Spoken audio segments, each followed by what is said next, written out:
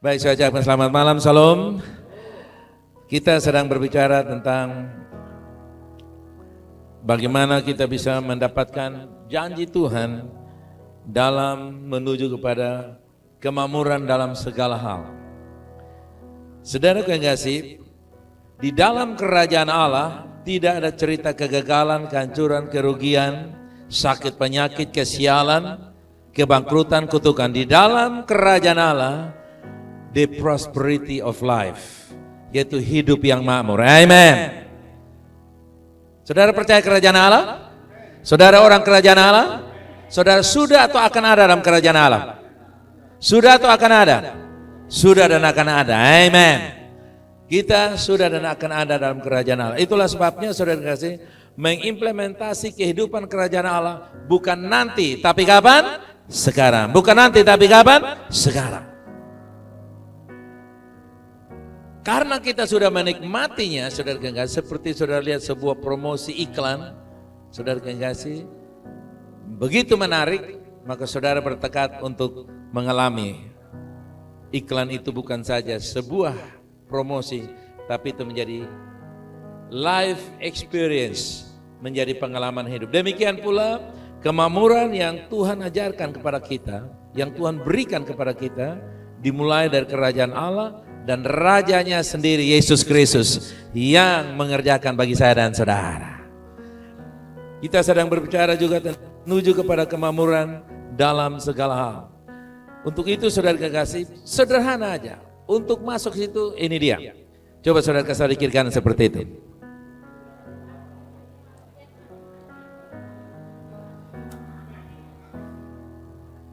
Amen. Kasih tahu di kiri kanan. Berhenti khawatir. Nah, saudara, ini sederhana, saudara kasih, tapi ini adalah esensi dari satu kehidupan kemakmuran. Nah, untuk itu kita awali dengan pemahaman bahwa kita hidup di bumi dunia yang sudah jatuh. We are living in and under falling world, dunia yang sudah jatuh. Sin world, dunia yang sudah berdosa, sehingga tatanannya saudara yang kasih, keberadaannya di dalam itu tidak lagi sempurna dan tidak lagi merata. Semua tatanan kehidupan, saudara lihat di sana ada yang kelihatannya makmur sekali, di sana ada yang kelihatannya kering, di sana yang kelihatannya panas, di daerah lain kelihatan banyak kondisi itu secara alam dan juga dalam kondisi kehidupan berbeda. Tetapi saudara kekasih, kita diajarkan oleh firman Tuhan bahwa kita bisa menjadi lebih baik, mengalami terobosan-terobosan baik dalam kehidupan fisik kita, kesehatan kita, dalam hubungan kita, dalam ekonomi kita, dalam membangun keluarga kita, mendidik anak-anak kita, dalam karir kita, dalam studi kita, bahkan dalam pelayanan kita, semua aspek kehidupan kita. Tuhan mau kerjakan dan Tuhan membutuhkan orang-orang yang bisa percaya kepada kasih karunia, kebaikan Tuhan yang tidak pernah Tuhan tarik dari kehidupan kita. Walaupun kita tinggal di dunia yang berdosa, yang rusak, yang tidak lagi mengoperasikan sesuai dengan yang Tuhan inginkan, tapi kasih karunia Tuhan sebagai penopang. Makanya hari ini kalau saudara baca ada ayat yang berkata, kasih karunia Tuhan selalu apa? Baru. The steadfast of God is new every morning. Nah saudaraku, itulah sebabnya dibutuhkan orang-orang yang percaya kasih dan kepedulian Tuhan yang tak tergoyahkan bagi kita. Saya percaya kita orang-orang yang percaya, amen. Karena itu kita ada di sini, karena itu kita berdoa, kita menyerahkan hidup kita kepada Tuhan. Nah, ketika kita berbicara soal kekhawatiran, kekhawatiran itu ada tapi tidak boleh dipelihara. Kekhawatiran boleh ada tetapi apa? Apalagi ternak kekhawatiran. Bilang kiri kanan, dilarang piara kekhawatiran. Nah, dilarang keras. Amen. Kenapa? Karena kita harus percaya bahwa Bapa kita, Bapa yang sangat sempurna dalam kepeduliannya. Saudara mesti yakin itu. Apapun keadaan saya, katakan apapun keadaan saya percaya Bapa sangat mempedulikan saya. Ini menjadi sebuah keputusan, determinasi kita, ketetapan kita. Di dalam Matius pasalnya yang ke-6, ada 3 ayat, mulai ayat yang ke-28, di situ dikatakan, jadi mengapa kamu khawatir akan pakaian? Perhatikanlah bunga bakung di ladang yang tumbuh tanpa bekerja, tanpa memintal. Namun aku berkata kepadamu, Salomo dalam segala kemegahan pun tidak berpakaian seindah salah satu bunga itu. Wow. Jadi jika demikian Allah mendandani rumput di ladang yang hari ini ada dan besok dibuang ke dalam api, tidakkah Ia akan terlebih lagi mendandani siapa? Mendandani siapa? Mendandani keluarga siapa? Keluarga VLC, amen. Hai orang yang kurang percaya. Jadi ayat ini disampaikan karena ada kurang kepercayaan. Kurang percaya itu kata lain khawatir. Kemudian dilanjutkan di sana dalam Lukas 12 ayat 24 sampai 26. Perhatikanlah burung gagak yang tidak menabur dan tidak menuai, karena mereka tidak mempunyai lumbung dan gudang, tetapi Allah memelihara, memberi mereka makan. Betapa lebih berharganya, sebutkan keluargamu, sebutkan anak-anakmu, sebutkan cucu-cucumu yang belasan itu, haleluya, dibandingkan dengan burung-burung itu. Bayangkan saudara yang kasih, apa yang mau kita khawatir? Burung gagak yang nakal saja saudara yang kasih dipelihara. 26, jadi jika kamu tidak dapat berbuat sesuatu yang paling kecil, mengapakah kamu khawatir akan hal yang lain?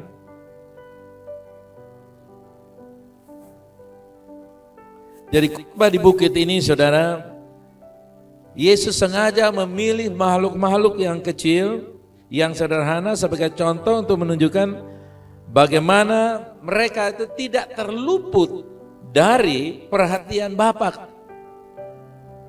Dia mengambil bunga-bunga, dia bilang bunga itu, Salomo di dalam kemegahannya tidak seindah bunga itu. Berarti Salomo kalah dengan bunga, saudara kasih. Keindahannya. Dan burung gagak dan sebagainya.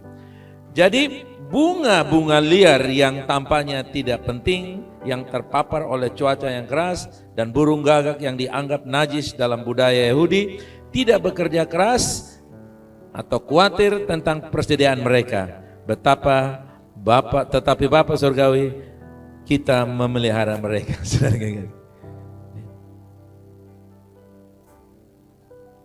Betapa lagi Dia akan menyediakan bagi kita putra-putrinya. Katakan amin. Putra-putrinya Tuhan menyediakan.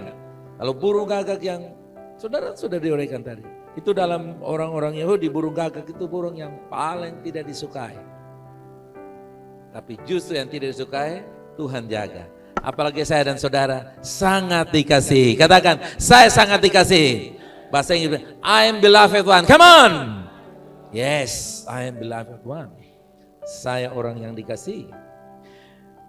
Matius 10 mengejutkan kita. Mungkin kita belum tahu atau diingatkan lagi ayat ini. Sama-sama coba baca Matius 10 ayat 30. Mulai.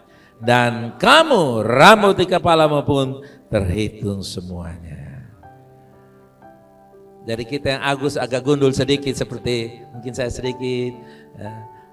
OB agak pegang sedikit. OB itu ada dua, OB atau boleh, saudara ingat ya. Gitu. Tuhan tahu berapa ribu rambut yang sudah jatuh, amin. Sekarang hitung rambut itu gunanya apa menurut saudara? Menurut kita nggak ada gunanya. Tetapi kalau Anda bisa hitung rambut, Anda orang yang paling teliti. Dan mungkin orang Jerman yang bisa paling teliti, saudara kan? Mereka sangat teliti. Dan Bapa memperhitungkan saya dan saudara. Kalau rambut saja dihitung, saudara kasih, Tuhan tahu berapa banyak rekening yang akan dimasukkan ke dalam uang ke dalam rekening saudara. Tuhan tahu berapa banyak butir beras yang akan saudara makan selama 80 tahun. Tuhan tahu berapa banyak tusuk gigi yang saudara perlukan. Amin. Tuhan tahu berapa banyak saudara kekasih jipit yang saudara perlukan. Tuhan tahu berapa banyak kilogram bedak yang saudara perlukan, saudara kekasih. Tuhan tahu semuanya. Tuhan lihat. Nah, bilang kiri kanan, dilarang khawatir. Nah, percaya saja. Amin. Nah, saudaraku yang kasih, ini hal-hal yang sangat detail, yang sekecil apapun Tuhan memperdulikan kita. Nah, saudaraku yang kasih, di dalam doa-doa kita, di dalam doa puasa ini, untuk mengalami terobosan, saudara yang kasih, maka kita tidak bisa dan tidak perlu mengendalikan segala sesuatu dengan kekuatan kita. Orang yang khawatir adalah orang yang berusaha mengendalikan keadaan. Apa saya katakan? Jadi kalau orang itu dia ingin atur ini, maksudnya atur itu artinya dalam pengertian bukan soal menyimpan meja, kursi, bukan. Atur itu artinya dia mau supaya uang datang pas waktunya, anak-anak semuanya harus sehat, dilarang sakit mulai dari TK sampai kuliah. Darahnya itu harus stabil 90/70 atau 120/90. Dia mau atur semuanya. Saya dilarang untuk pilek dan batuk. Saudara kan enggak sih, kalau saudara mau begitu, saudara akan profesor dalam bidang kekhawatiran. Saudara ahli di bidang kekhawatiran.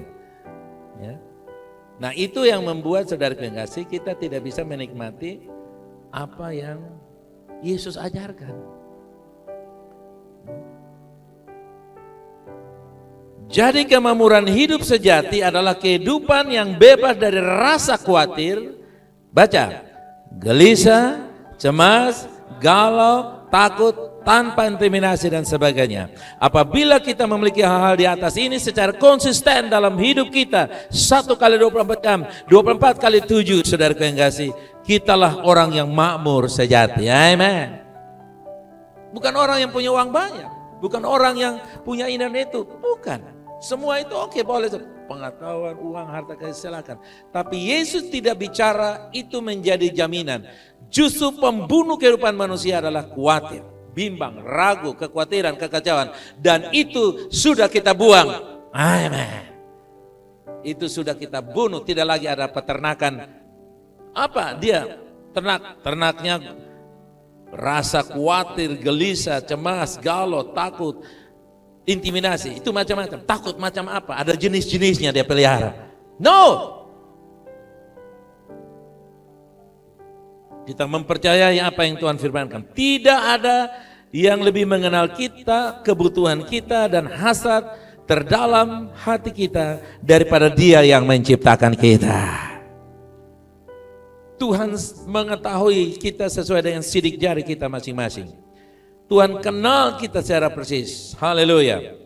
Ini sudah cukup membuat kita bisa taklukkan 2025. Amin. Ini sudah bisa taklukkan krisis ekonomi atau krisis apapun. Sekarang ini, belakangan ini sudah mulai ada virus-virus baru lagi.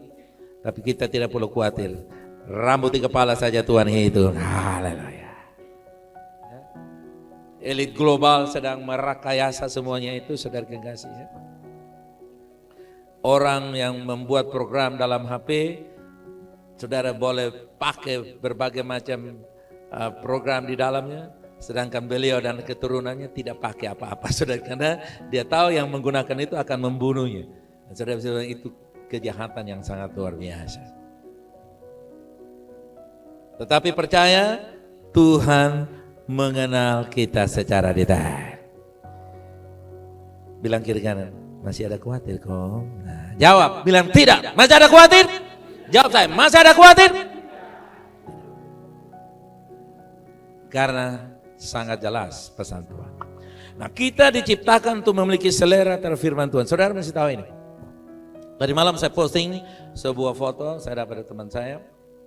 Tubuh kita ini dirancang, diciptakan supaya ada interaksi dengan alam semesta, khususnya dengan tumbuh-tumbuhan. Makanya ketika kita doa puasa nih, saudara kekasih, Kita udah biasa minum kopi, kita biasa makan ikan, makan daging semua itu. Sekarang kita rubah dietnya, kita mulai makan sayur-sayuran, ya toh? Sayur rebus, kentang rebus, ubi rebus, dan sebagainya. Saudara bisa atur. Waktu kita makan itu kita sedang hari pertama, kedua mungkin kurang enak. Kepala saya sakit, hari saya sakit sini, sakit sini, sakit sini. Tapi sudah mulai reda, besok reda, dan hari keempat, kelima, keenam itu bisa lancar. Dan saudara yang kasih, kehidupan surgawi dia punya cipratannya itu pada waktu saudara sampai pada puncak doa puasa Daniel. Jadi mana saudara rasa ringan, rasa itu dari 0,0 sekian persen saudara yang kasih. Tapi saudara bisa rasakan itu kondisi yang sangat perfect. Jadi tubuh kita ini dirancang sesuai dengan alam ini saudara. Makanya kalau kita makan makanan-makanan yang diolah dari alam ini akan membuat kita dan tubuh kita ini akan disembuhkan oleh alam. Kenapa ada apotek? Apotek itu ada untuk membuat manusia sakit. Kenapa? Karena elit global ini mereka berpikir ini orang banyak, bagaimana bisa dapat uang? Kita bikin farmasi. Dan farmasi itu, makanya saudara yang kasih, nanti keturunan dari John F. Kennedy, anaknya Robert Kennedy, JR, dia akan menjadi Menteri Kesehatan Amerika Serikat. Dan dia akan buat Amerika sehat kembali.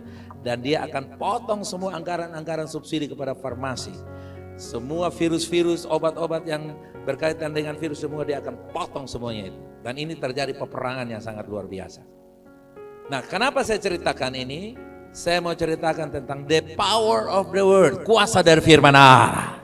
Dan tubuh kita diciptakan bukan saja untuk menyesuaikan dengan alam dengan makan, dengan tumbuh-tumbuhan, tapi tubuh kita diciptakan sesuai dengan selera firman. Katakan, tubuh saya berselera firman. Come on! Yesus pernah berkata, manusia tidak dari roti saja, tapi dari apa? Firman. Berarti tubuh kita ini di set up, dirancang untuk makan firman.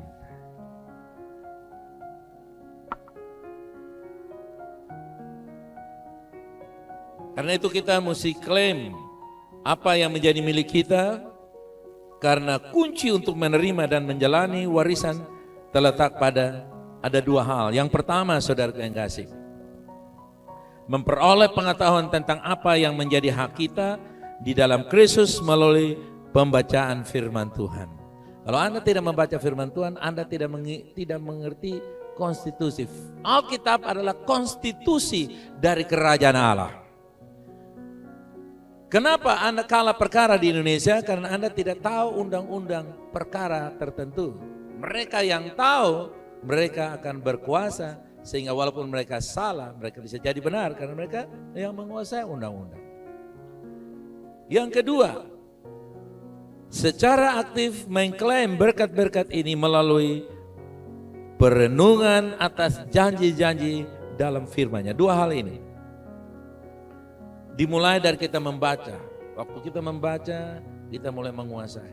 Nah, yang menarik Alkitab ini saudara yang kasih, tiap kali saudara baca, pasti ada sesuatu terjadi lagi saudara. Tadi pagi waktu saya baca, dikatakan bahwa air melanda seluruh dunia. Saya bilang, Roh Kudus apa artinya? Roh Kudus bilang, aku akan melanda seluruh, air adalah lambang Roh Kudus. Roh Kudus akan melanda seluruh dunia. Sehingga yang jahat mati, yang sisa orang benar.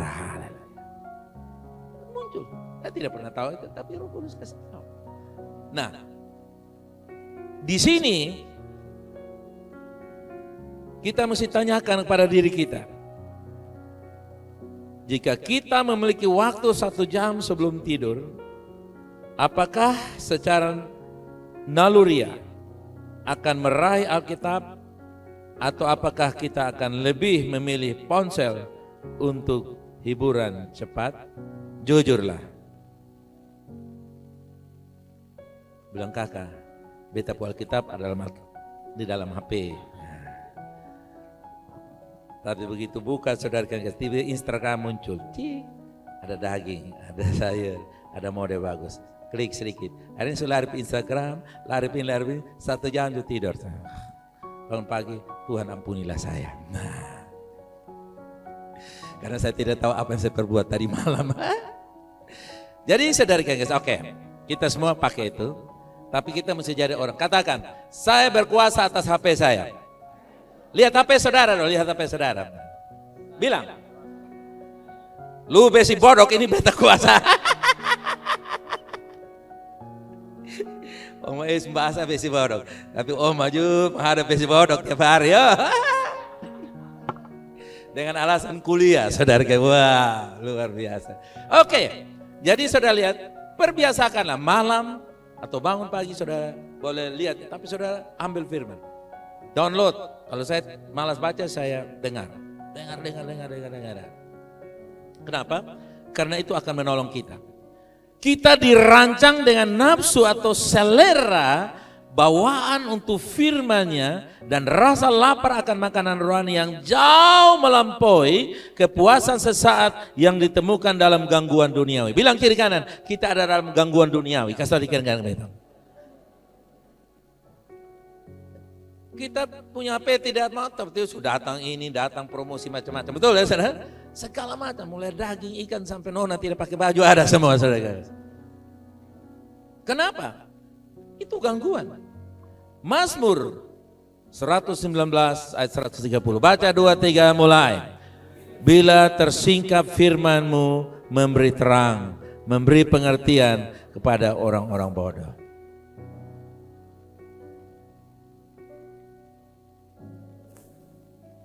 Ayat ini memberitahu kita bahwa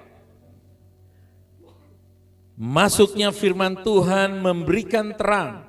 Saat kita menghabiskan waktu dalam firman-Nya, terangnya akan bersinar dalam situasi kita, membawa harapan dalam kegelapan dan terobosan supernatural serta kebebasan dalam keadaan kita. Amin. Nah saudara, ini kita awali untuk kita memberikan sebuah gambaran bahwa kita sangat memerlukan firman, karena firman adalah bagian dari kehidupan kita sehari-hari. Seperti saudara kekasih, paling sederhana, kita membutuhkan air. Betul ya saudara? Tanpa air kita akan bisa mati. Tanpa firman kita juga akan pasti mati. Dan pengertian ini kita harus pegang. Nah, sekarang apa yang akan terjadi kalau firman itu kita renungkan, kita makan, kita mempraktekannya? Berhasil dalam semua aspek kehidupan kita saat kita merenungkan firman. Ini janji Tuhan. Kalau kita merenungkan firman, kemakmuran, dia pakai kata bukan sukses, tapi the prosper of life. Prosper of life itu kemakmuran, kesuksesan, keberhasilan ada di situ. Ada di dalam firman. Jadi kunci keberhasilan Yosua di dalam memiliki tanah perjanjian tetap menjadi kunci untuk berhasil dalam setiap aspek kehidupan kita hari ini. Kita baca dalam Yosua 1 ayat yang ke-8. 2-3, kitab Taurat ini janganlah meninggalkan mulutmu, tetapi renungkanlah itu siang dan malam, supaya engkau berhati-hati untuk melakukan sesuai dengan semua yang tertulis di dalamnya. Sebab dengan demikian perjalananmu akan berhasil dan engkau akan beruntung. Siapa yang tidak suka berhasil dan beruntung? Pasti semuanya mau. Mau? Berhasil dan untung? Untung besar? Berhasil luar biasa? Alkitab bilang renungkan. Nah, di dalam kata Ibrani merenungkan itu adalah haga. Yang berarti apa saudara? Bergumam atau berbicara. Mendeklarasikan. Kita bisa tambahkan itu juga. Dengan kata lain, instruksi Tuhan kepada Yosua bukan hanya sekedar membaca pasif, tetapi instruksi untuk terlibat secara aktif dan terus-menerus dengan firman Tuhan, mengucapkannya dan membiarkannya menjadi fokus yang konsisten. Karena kita berbicara, membicarakan. Nah sekarang apa artinya kata haga? Yang pertama, bisa keluar di sana Pak? Haga itu merenungkan atau memikirkan dengan mendalam. Seringkali digunakan dalam konteks meditasi terhadap firman Tuhan. Misalnya Mazmur 1 ayat 2. Haga digunakan untuk kita bagaimana menggambarkan seorang yang merenungkan Taurat siang dan malam. Dia merenungkan, dia berpikir. Kalau ada satu contoh, saudara lihat memama biak sama dengan sapi. Sudah lihat sapi kalau dia mama biak itu pagi hari atau siang hari? Malam, bukan pagi. Kenapa? Karena pagi dia baru makan. Nanti siang dia istirahat, dia mama biak lagi bawah pohon. Nanti makan lagi, malam dia mulai. Nah sama saudara yang kasih. Yang kedua, Haga itu artinya apa saudara? Berbisik. Dapat berarti berbicara atau bergumam seperti seorang yang mengucapkan kata-kata dengan lembut dan berbisik. Begitu penyakit menyerang dada kiri saudara, saudara bilang jantungku copot, jangan saudara kasih. Begitu saudara kasih, ada tikam di sini rasa, aku tidak akan mati karena rencana Tuhan belum selesai. Yesus berkata, oleh bilurnya aku sudah sembuh. Begitu kumat saudara mulai, saudara bilang, makan daging sepotong. Jangan saudara kasih. Saudara yang membenarkan saudara kata, oleh bilur Yesus masa menjadi normal. Saudara bergumam. Ketika saudara melihat anak-anak saudara ngaco-ngaco, saya bilang, keturunan saya adalah orang benar. Amin. Saudara yang bilang, lu model kalau pembapa. Bapak bilang, kok siapa yang beranak dia? Nah akhirnya kacau saudara. Anak-anak tangan, boson dua mulai sudah. Ketika anak-anak mulai kacau, saudara saya sampaikan. Ketika suami mulai kacau, istri juga mulai kacaukan. Tidak, istri mulai tenang ucapkan. Suami saya adalah orang yang takut. Begitu dia tarik rokok, saya bilang, satu kali dia akan isap Roh Kudus. Wah. Amin. Saudara bilang, lu cek ya suka nanti TBC lu jangan panggil beta, jangan saudara. Nanti suami tambah jahat, tambah marah saudara kasih. Ya. Ucapkan firman. Waktu istri bawa uang main habis terus kan saudara berdua, istriku akan seperti Amsal 31. Dia akan terima uang sedikit sisa banyak nanti. Wah. Dia orang yang paling bijaksana. Nanti tiap kali mau ke pasar dia tanya, Bapak mau beli apa ya? Nah saudara beli tempe dan tahu Bergumam. Ucapkan firman. Waktu saudara lampu merah, saudara bilang, aduh mati sudah dipotong beras. Jadi bergumam itu tiap kali saudara dapat serangan iblis dengan datang di pendengaran saudara, saudara berkata. Kenapa? Karena iblis juga dengar firman. Iblis itu dengar firman. Dengar sampai gemetar, tapi dia tidak percaya. Oke? Yang ketiga, bergemuruh dalam beberapa konteks. Hagah bisa berarti membuat suara gemuruh atau ruangan seperti apa saudara?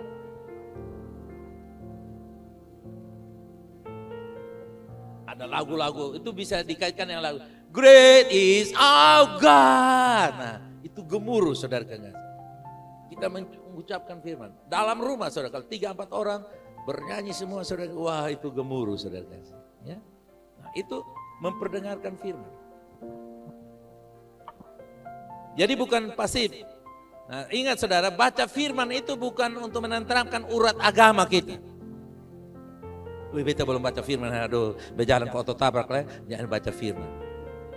No, membaca firman itu seperti tadi, bergumam, merenungkan, memperkatakan. Haleluya, amen.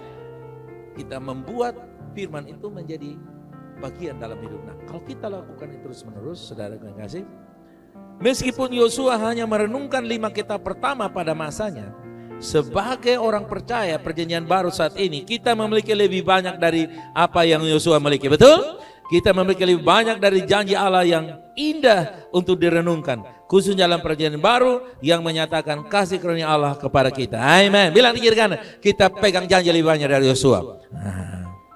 Yosua hanya 5, Kejadian bilang ada 5 kitab pertama itu.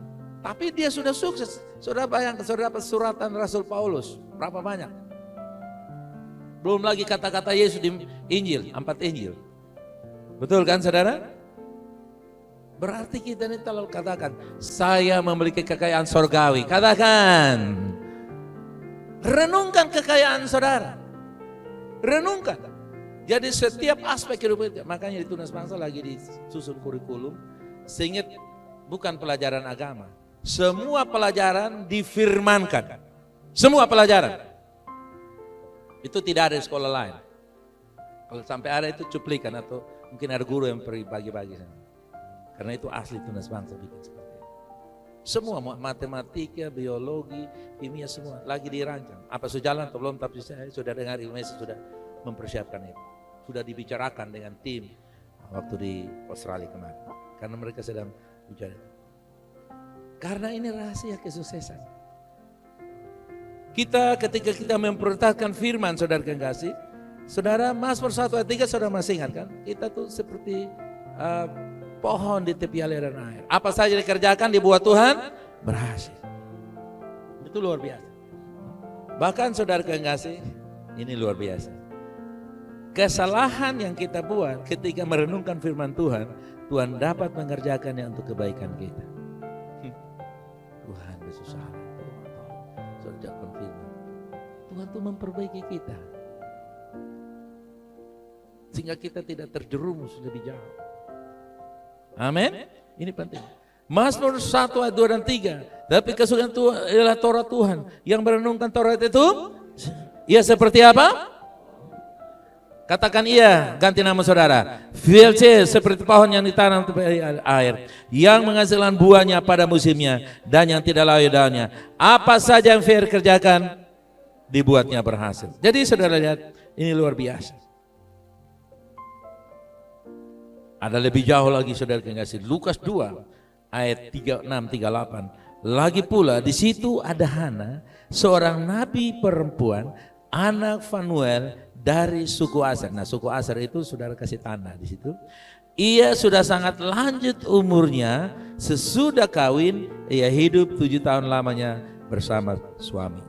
Dan sekarang ia janda dan berumur 84 tahun. Ia tidak pernah meninggalkan bait Allah, siang dan malam beribadah dengan berpuasa dan berdoa. Pada ketika itu juga datanglah ke situ dan mengucap syukur kepada Allah dan berbicara tentang anak itu kepada semua orang yang menantikan kelepasan untuk Yerusalem. Nah, di sini kita lihat kehidupan Hana merupakan penggenapan berkat yang diucapkan atas suku Asher.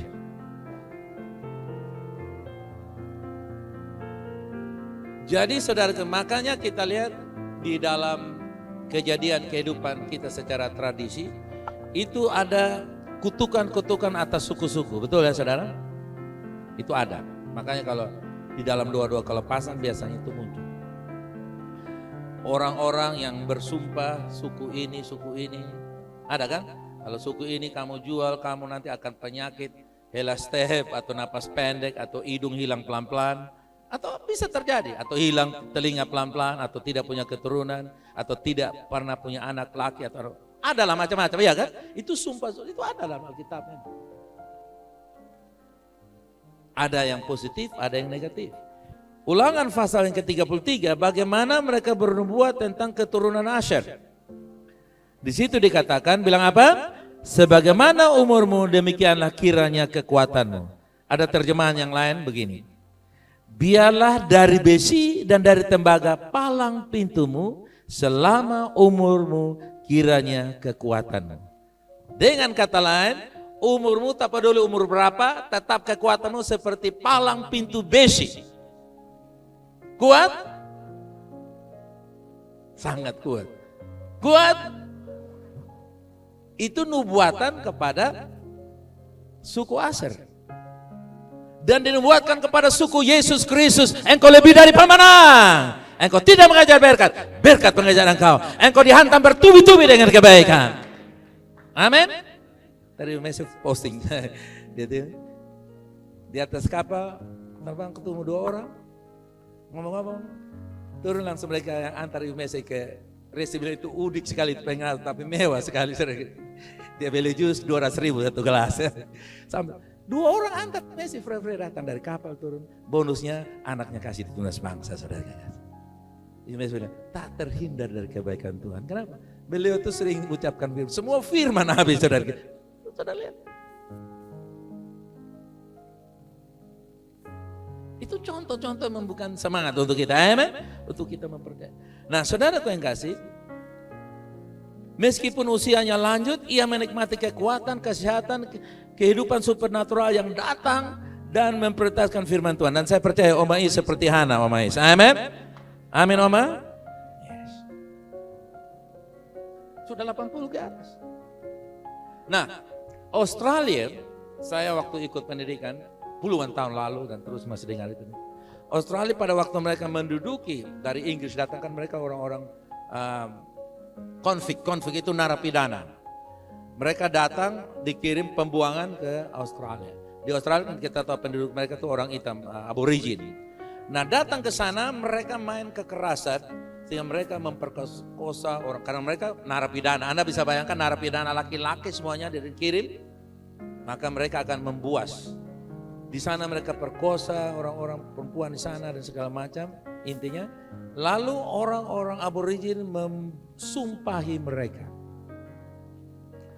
You Australian, you will be a lonely nation.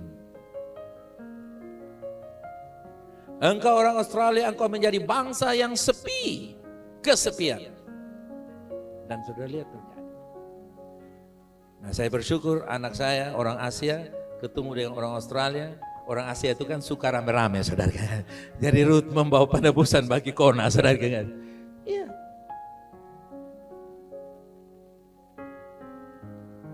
Saya bilang Kona kalau lu datang ke Kupang atau kalau orang Kupang datang, saya bilang ini bebunte atau itu lu aminkan saja ya. Karena itu betul.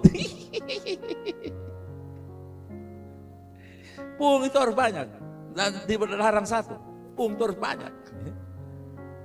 Sudah lihat itu terjadi. Nah, bersyukur. Tetapi yang asli di sana saudara yang kasih banyak tuh kesepian tuh. Sendiri sampai tua di situ. Mereka ya sepi. Tapi tinggal di rumah yang besar sekali. Itu contoh kutukan. Tapi mereka yang sudah alami penebusan orang Australia itu luar biasa. Mereka dan ini pernah terjadi restitusi nasional antara Australia dengan orang aborigin. Itu jadi kutukan itu puluhan tahun yang lalu sudah diputuskan. Tapi karena ada yang belum menerima penebusan Kristus, maka mereka masih ada di bawah kutukan. Tapi mereka yang sudah, mereka mulai alami pembaruan yang luar biasa. Di antaranya tadi, berjumpa dengan orang-orang yang dalam Tuhan, dalam Kristus, dan mereka mengalami perubahan-perubahan hidup yang luar biasa. Nah, jadi janji yang sama ini tersedia bagi kita saat ini. Ketika kita merenungkan firman Tuhan, kita hanya menerima keberhasilan. Tetapi juga bukan hanya keberhasilan, tapi apa? Kekuatan, kesehatan, keberhasilan yang tertulis dalam Mazmur 1. Katakan, amen. Itu terjadi seperti Hana kita terima hari ini.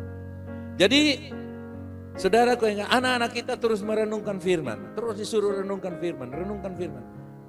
Tapi harus dengan kita juga, dengan atmosfer damai sejahtera. Merenungkan dengan apa saudara? Jangan sampai kita pegang kayu lalu aman so hafal. Tiap kalau aman pah. Jangan, nanti anak trauma. Tiap kali baca firman, dia bilang Tuhan tolong saya supaya jangan kena pukul. Jadi perenungannya dipukul saudara. Saudara juga begitu, bilang kira-kira, renungkan firman dengan hati sejahtera.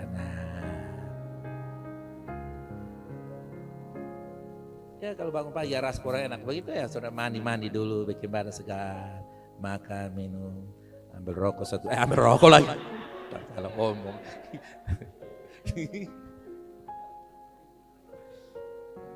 Tapi ini kesaksian betul saudara kasih. Satu orang jemaat dia datang kepada Pak Pendetanya, Pak Pendeta, beta ini mau merenungkan firman, tapi beta masih rokok ini boleh nggak? Pendeta ini terserah, tidak ada larang, lu renungkan saja. Tiap kali dia baca firman dia tarik rokok. Tiap kali hari pertama itu dia bisa habis 8 batang. Pada akhirnya ketika dia mulai mengontek firman, rokok itu sudah dibuang jauh dari hidupnya.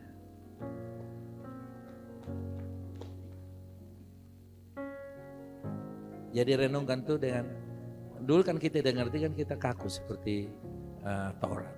Paksa baca sah, akhirnya baca. Habis itu siang bilang apa ya?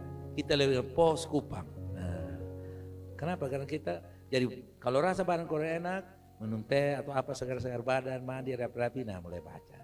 Taruh di sini apa headset atau apa. Jadi ketika kita merenungkan itu seperti kita makan. Betul kan saudara? Kita makan, kita nikmati. Oke. Coba saudara sambil dijewer kaki saudara baru saudara makan. Tidak enak bukan? Nah sama, renungan firman harus bebas. Amin. Saya tutup dengan ini. Mazmur 119 ayat 148. 2, 3 baca. Wow, mataku menantikan Tuhan waktu jaga malam supaya aku dapat merenung. Jadi intinya Daud menantikan setiap kesempatan untuk apa? Merenungkan firman Tuhan bahkan di malam hari. Saat kita berpegang pada setiap kesempatan untuk merenungkan firman-Nya akan bahkan malam hari Tuhan hanya memberikan kepada kita, tidak hanya memberikan kepada kita kedamaian dan tidur nyenyak, tetapi memberikan kita kekuatan yang melampaui apa yang tidak diberikan oleh tidur. Mungkin tidurnya hanya 4 jam, tapi karena kita merenungkan firman, dapat kekuatan seperti tidur 12 jam. Amen. Saudara percaya, katakan amin. Katakan amin. Mari kita datang kepada Tuhan, kita bersyukur. Kita bangkit berdiri bersama-sama. Haleluya. Amen, amen, amen, amen, amen, amen.